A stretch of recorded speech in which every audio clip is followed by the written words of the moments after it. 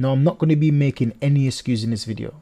I am dissatisfied with the team, and I'm disappointed with our performance.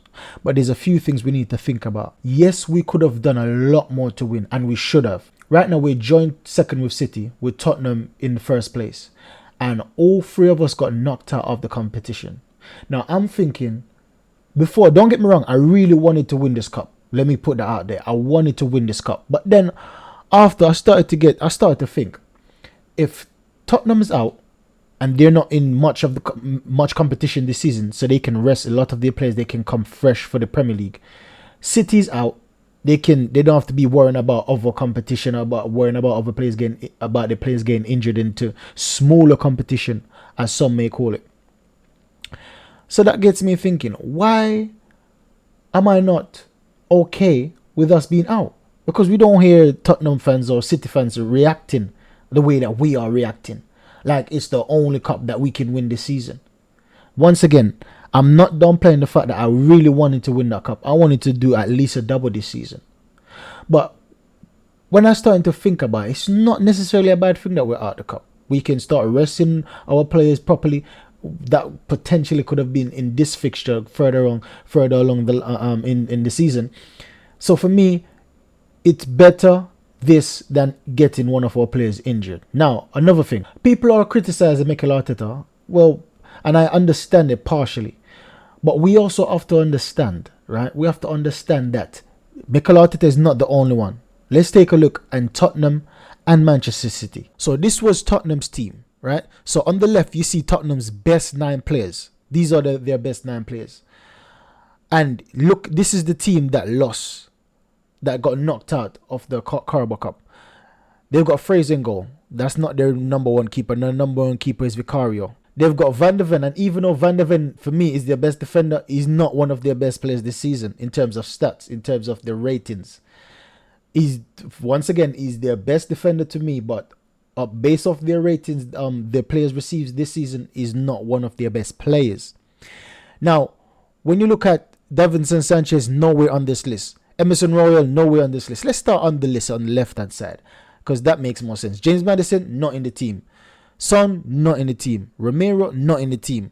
Pedro Porro, not in the team. Vicario, not in the team. Basuma, not in the team. Solomon is the only person in the team. Saw, not in the team. Kulusevski, not in the team. So, Solomon is the only person in the team. That's their regular, right? Out of their regular players, then the top players, Solomon is the only player that's played in that match. Now, I understand that some may say yes, because Tottenham haven't got a big squad, so they have to make sure they reserve their best players for the Premier League, right? And yes, I understand that. Now let's take a look at City's squad. Now on the left hand side, you see City's best players. You see Rodri at number 1. Now I think Rodri was suspended. I'm not quite sure. Don't quote me on that. But Rodri was their number 1 player. Alvarez started, right? On the right hand side, Alvarez started when they got knocked out. And he's their second best player. Holland didn't start. Doku didn't start. Phil Foden didn't start. Bernardo Silva didn't start. Jack Grealish did start. Sergio Gomez did start. Akanji did start. Kyle Walker didn't start. So potentially they had 4 of their best players on the pitch when they got knocked out. So once again, you can equate that to they've got a bigger squad, so they could afford to put some of their better players in that match. Okay, fair enough. Now take a look at our squad that we played. Now this was our squad against West Ham. You can see Ramsdale not in the first team. Benjamin White, the first person that's in the first team. Jakub Cuvier not in the first team. Gabriel Magalhaes, second player in the first team. Zinchenko arguably, because even though he's in the first team, most people don't want him to be in the first team. So I would say, okay, 2/3, right? 3 players. Fabio Vieira not in the first team. Jorginho not in the first team. Kai Havertz is in the first team pretty much. So that 3/4 players that's in the first team. Reece Nelson, Eddie Nketiah, Leandro Trossard not in the first team. Eddie Nketiah is going to be in the first team now because Jesus is injured. But if Jesus is not injured, he's not one of our best players, right? So this is what I'm saying. Just like City started 4 of their main players. We started 4, right? We started 4. Now, when you look at this, that people have been criticizing Arteta. Why have they been criticizing Pep? Manchester City's second team is of a better quality than Arsenal's. So we have to factor these things in. It's not make. Yes, I understand that most people point to the fact that we spent 65 million for Kai Havertz. Kai Havertz had a beautiful match, and we're going to get into that. He had a wonderful match. So don't be scapegoating Kai Havertz. So for me, it was not Kai Havertz's fault, and it was not Mikel Arteta's fault. Even though Mikel Arteta accepted the blame, he said it was his fault. He bear the responsibility because it's his team. He the one that sent them out. But for me, the players should take accountability. They should take accountability for that dreadful performance. Now, if they want to stake a claim to get in the first team, this is not the way to do it. You want to leave a memorable performance. You want to go grind. You want to play hard. You want to play as best as you can to say, hey boss, I'm knocking on the door to start in the Premier League. So far in that match, no one gave an account of themselves. Now, I'm not saying that they played bad. For me, they played okay. I rewatched the match a minute ago, and for me, it wasn't that bad. It was not that bad. Obviously, it's the results what matters, right? It's results at the end of the day, but we didn't play that bad, and we're going to get into some of the stats. And with the eye test, I didn't see that we done, obviously, some individual players done individual errors, but overall, we didn't have the worst match. You see, like how I said that, if my team get beaten and we play okay, I'm not that bothered, especially in the Carabao Cup. That's how I feel right now, because I believe that we played okay. We didn't play that bad to warrant a 3-0, especially the goals that were scored. One of them was a own goal. The second one, I believe that it was Zinchenko's error. He wasn't watching the flight of the ball. He missed the flight of the ball. And then Kudus had a brilliant control, had a shot, scored. The third goal, I will give them that. It's a great volley by Bowen. So some people are criticizing Ramsdale. I don't criticize Ramsdale for that. It was a slight deflection, and that basically dazzled Ramsdale. So I can't really blame. It would be harsh to blame Ramsdale for that and actually rewatching that match. Now, let's start with Ramsdale. For me, he didn't have a bad match. The way people have been talking, the way people have been criticizing, one thing I can call him out for is the goal that was conceded. The first goal. Now, we all could say that it was a foul, and we could clearly see that it was a foul. But for me, this is the difference between Ramsdale and Raya. I could remember last season, it was a similar situation where we had a foul in the Premier League as well, and that cost us the match leading up to the title, to the title charge. We lost or we drew that match. I can't remember what match it was, but I remember Ramsdale got fouled, and he allowed himself to be fouled. That's how I see it. Now, with Raya, that's his speciality. High claims. He's aggressive in the box. You ain't going to be pulling him back. He's going to be fighting to get that ball. But I think Ramsdale he just allows it. He allows himself to be fouled, thinking that it's going to be a free kick. Now, I'm not saying that it's harsh to blame him, but it's just that Raya would have done a better job. I'm not really blaming Ramsdale because it was a foul. But for me, Raya would be more stronger with that. If someone trying to hold him back, he would be more stronger in that challenge in order to get to the ball. So these are the reasons why I believe that Raya is better off in certain aspects of the game. And for me, Raya is my number one.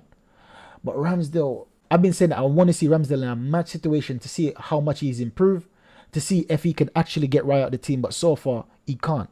He hasn't improved that much. For me, it looks even worse, and perhaps it's because of there's no confidence. He hasn't got the confidence because the manager hasn't got the confidence in him. That could be a factor as well. So this was the attacking momentum. As you can see, we basically had the attacking momentum for the majority of the first half.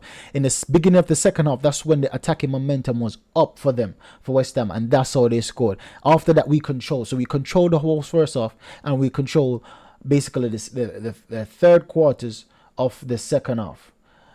Barring the first few 15 minutes or so, 20 minutes, that's when they got their 2 goals. Now, when we check the stats, we can see on the left-hand side, this is West Ham, right? Because they were playing at home. So in the first half, the left-hand side shows the first half, the right-hand side shows the second half.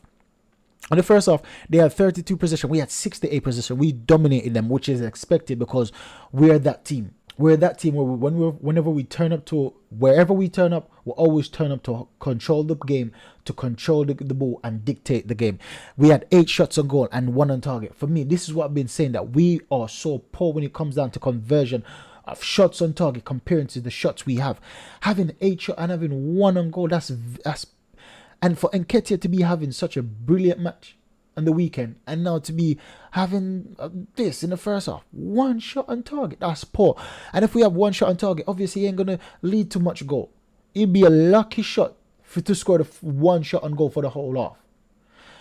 That's how West Ham was. West Ham was lucky because they had 0 shots and they scored a goal, right? They were lucky because of the own goal. Now, we created 1 big chance. And for all this possession, creating 1 big chance for me is not good enough. And this is why I believe that we need another creator in midfield. And I will go, we need another creator in midfield because Odegaard was off. We can't expect Odegaard to be there all the time. Someone needs to be challenging Odegaard to try to get into the team. And for me, Fabio Vieira only had 1 good match all season. Apart from that match he had that we all can remember. He came on and he was superb. Apart from that match, he hasn't done nothing. He hasn't been pulling up no trees. And I'm disappointed in Vieira because I believe that was his turning point. And so far, it's like he's back to the same person. Don't get me wrong, he's better than he was last season, but he's not good enough to be challenging Odegaard to be in the team. Now, when you look in the second half, we had more ball possession. So we had 6 shots having 2 on target, which is a better ratio in terms of the conversion on target. Almost 50%. We had 0 big chances, and we had 3 shots in the box compared to 7 in the first half, and 3 shots outside the box compared to 1 in the first half. Keeper having 1 save. So all in all, it's a match of different phases, different spells, different halves. Where the first half we didn't have the majority. We did have majority of the possession, but we wasn't totally dominant in possession. But we still had a few shots. We had 8 shots and having 1 on target, and we see that we had more opportunities because we had shots in the box more. But in the second half, we had less shots, but we had more control in possession. So it's a tricky one the way the second half turned out.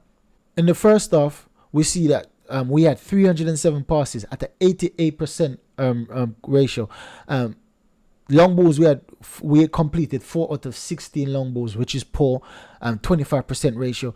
We had 5 out of 9 crosses at a 56%. Dribbles. And this is it. If you look over the right hand side now, what I want to compare is the accurate passes. We see that the passes increase, the accuracy of the passes increase. And when Declan Rice came on, when Odegaard came on, and people like that, the accuracy increased. And this is where we're having more spell on the ball, more possession. Long ball, the percentage increased because, as I said before, the specialist came on now, right? A better quality in the game to have a more presence in the game. So the ratio increased from 25% to 41%. Crosses, we had 8 crosses and 0 on target. In the first half, we had 9 and 5 on target. Now, that's a whole nother story. Whereas, why are we crossing the ball in the box in the first place? I don't understand. We haven't got that target man. And this is what I've been saying, that we need a target man, even if it's for matches like these. Because we see that in some matches, we need to play a different way. When all the good players aren't playing, when the Sakas aren't playing to take on a man one-on-one and beat a man, or Martinelli or Odegaard, when these players aren't playing, we need another option. I see Trossard try to get the ball in the box lots of time, but Nketiah is not that player. He's not good in the air like that. So it's a waste. It's just wasting. So even if we get a player just to play in these matches with the second team, I'm all for that. So how I'm feeling right now is that I am not angry. I'm just disappointed. And I believe that a win on Saturday will get me over this disappointment. It will be gone out of my memory. Because I'm more concerned on the Premier League and the Champions League. Those are the two I'm concerned about. I still want, as what I said before in the beginning, I want a double. And hopefully we can get it from the Carling Cup. But better yet, if we can get it from the Premier and the Champions League. I know that's a wishful thinking. But what's life without hope, baby? What's life without hope? So that's the video there and then. Make sure you like, subscribe and share if you're not already subscribed. And continue to hope that we will take home a major trophy this season. Because it's due right now. It's due. Catch you in the next video. Goodbye.